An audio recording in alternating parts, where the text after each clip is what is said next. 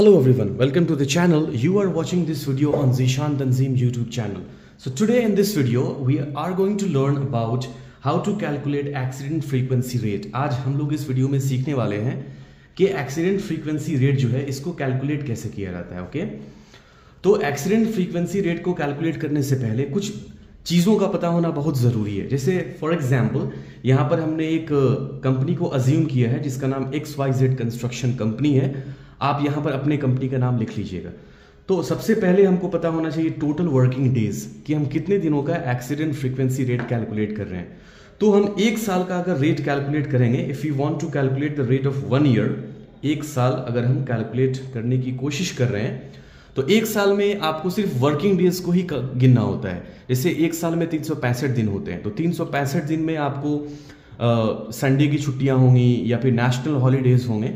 तो हम लोग यहाँ पर टोटल वर्किंग डेज को लेट्स इमेजिन कि हम लोग 320 लेके चल रहे हैं कि एक साल में कंपनी में 320 दिन काम हुआ है, 320 डेज। टोटल मैन पावर, आपको अब ये देखना है कि आपके साइट पर टोटल कितने वर्कर्स हैं जो काम कर रहे हैं। हम लोग एक रफ डेटा लेके चलते हैं, मान लेते हैं कि टोटल मैन पावर जो है आपके साइट का 400 है, 400 वर्कर्स हैं जो काम कर रहे हैं। अगला जो चीज है जो बहुत जरूरी है वो है मैन आवर्स। मैन आवर्स का मतलब होता है कि 400 लोग जो है वो कितने घंटे काम कर रहे हैं। तो एक दिन का पहले हम लोग क्या करेंगे, मैन आवर कैलकुलेट करेंगे। तो मैन आवर कैलकुलेट करने का जो स्टैंडर्ड फॉर्मूला है वो है कि total number of man power को मल्टीप्लाई करना होता है 8 से। 8 घंटे का शिफ्ट अगर चल रहा है तो 10 घंटे का शिफ्ट चल रहा है तो आपको 10 से मल्टीप्लाई करना होता है।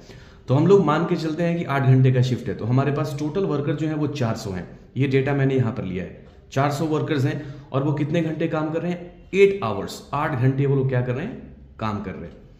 तो अगर आप इसको मल्टीप्लाई करेंगे तो आपको आएगा 3200 आवर्स। ये आपका क्या है, this is your man hours. ये आपका मैन आवर है। कितने दिन का, एक दिन का हम लोगों ने निकाला है अभी, 1 डे मैन आवर। तो एक दिन में हमारे कितने आवर्स हो रहे हैं, 3200। अब हमको टोटल मैन आवर निकालना है। टोटल मैन आवर निकालने के लिए एक दिन का जो मैन आवर है इसको कैलकुलेट करना है टोटल वर्किंग डे से। तो हमारा टोटल वर्किंग था 320। This is our total working day 320।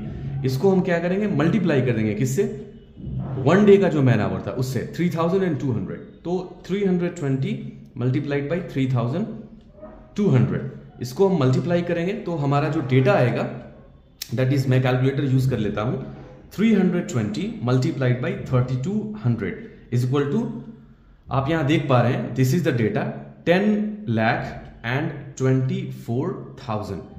ये क्या हो गया हमारा, this is our total man hours. ये हमारा टोटल मैन आवर है, कितना, 10,24,000। अब आपको देखना है कि जो 320 दिन आपके कंपनी में काम हुआ था, इस 320 दिन में टोटल नंबर ऑफ एक्सीडेंट्स कितने हुए हैं। तो हम लोग अज्यूम कर लेते हैं कि टोटल नंबर ऑफ एक्सीडेंट्स 20 हुए हैं। आपके साइट पर टोटल 20 एक्सीडेंट्स हुए हैं। ये टोटल नंबर ऑफ एक्सीडेंट्स, ये डेटा आपके पास होना चाहिए, क्योंकि अगर ये डेटा नहीं होगा तो इस फॉर्मूले पे आप एक्सीडेंट फ्रीक्वेंसी रेट को कैलकुलेट नहीं कर पाइएगा। इस डेटा का निकालना बहुत ही जरूरी है, very important to calculate this data. अब हम लोग आगे बढ़ते हैं, अब आते हैं फॉर्मूला की तरफ। तो ये फॉर्मूला हमारा है एक्सीडेंट फ्रीक्वेंसी रेट का फॉर्मूला। इसमें क्या करना होता है, नंबर ऑफ एक्सीडेंट्स को पहले आपको निकालना होता है जो हम लोगों ने यहां ले लिया है। इसको मल्टीप्लाई करना है 10 का पावर 6 से। ये फॉर्मूला है, मतलब 10 का पावर 6 का मतलब हो गया 1 के साथ 6 जीरो लगा होना चाहिए। और उसके बाद टोटल मैन आवर्स वर्क जो हम लोगों ने यहां निकाला है मेहनत करके, क्योंकि ये डेटा निकालने के लिए इन डेटा का होना जरूरी है। तो चलिए हम लोग फॉर्मूला अप्लाई करते हैं। नंबर ऑफ एक्सीडेंट्स हमारे कितने हैं, 20। तो हम लोग ऊपर ले लेते हैं 20, मल्टीप्लाई करना है 10 का पावर 6, इसका मतलब ये होगा 6 जीरो, 1 2 3 4 5 एंड 6, ये 6 जीरोज हो गए।